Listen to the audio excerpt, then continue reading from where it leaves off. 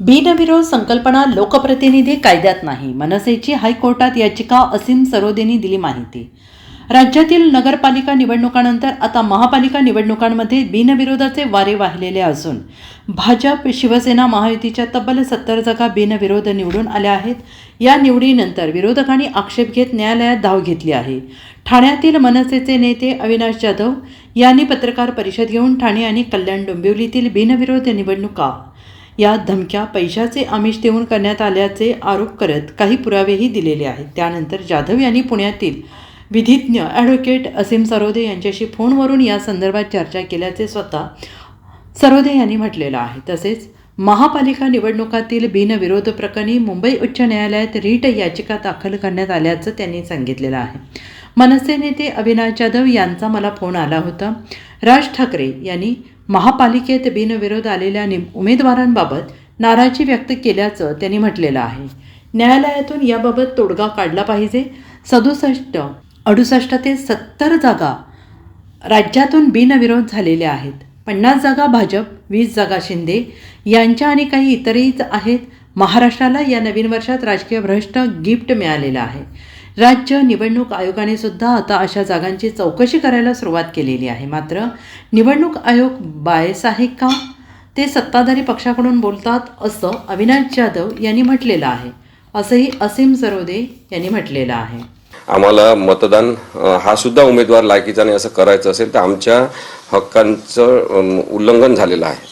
परंतु मुख्य मुद्दा हा आहे की निवडणूकच्या संदर्भात मतदान हा केवळ कायदेशीर हक्क आहे. मतदान हा मूलभूत हक्क नाही. त्यामुळे त्याच्यातला कोणताही भाग मूलभूत हक्क होऊ शकत नाही. तसंच नोटाचा अधिकार सुद्धा, की यापैकी कोणी लायक नाही असं मत देण्याचा अधिकार सुद्धा मूलभूत हक्कांचा भाग आहे असं कोर्टाने सांगितलेलं नाही आतापर्यंत.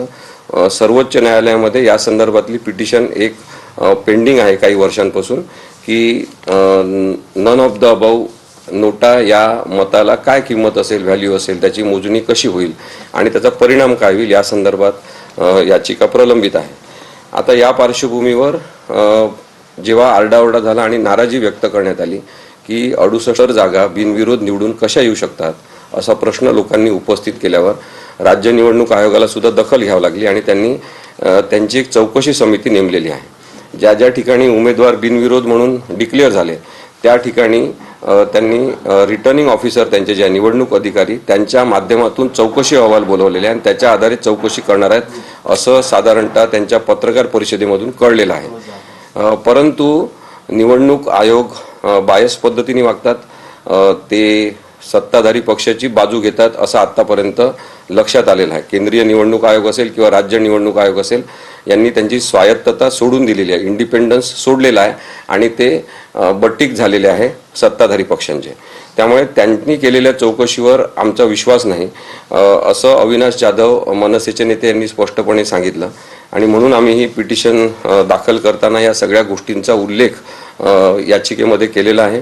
स्थानिक स्वराज्य संस्थांमध्ये स्थानिक हा शब्द महत्त्वाचा आहे, ज्याच्यामध्ये स्थानिक पातळीवरचं राजकारण, स्थानिक पातळीवरचे कार्यकर्ते, स्थानिक पातळीवरचे नेते त्यांनी स्थानिक प्रश्नांवर या निवडणुका लढवल्या पाहिजे. पण हे मुद्देच नष्ट करून स्थानिकपणा त्यातला काढून टाकलेला आहे. काही ना काही मार्गाने पंतप्रधान सुद्धा या निवडणुकांमध्ये सहभागी व्हायला लागले आहेत. मुख्यमंत्री, उपमुख्यमंत्री या निवडणुका हातात घेत आहेत.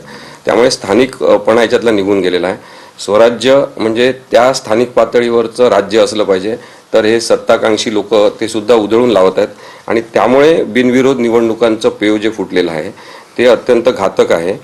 राजकीय भ्रष्टाचार एक मोठ्या प्रमाणातला आहे असं सुद्धा उल्लेख आम्ही याचिकेमध्ये केलेला आहे. Bureau report, SBN Marathi, Mumbai.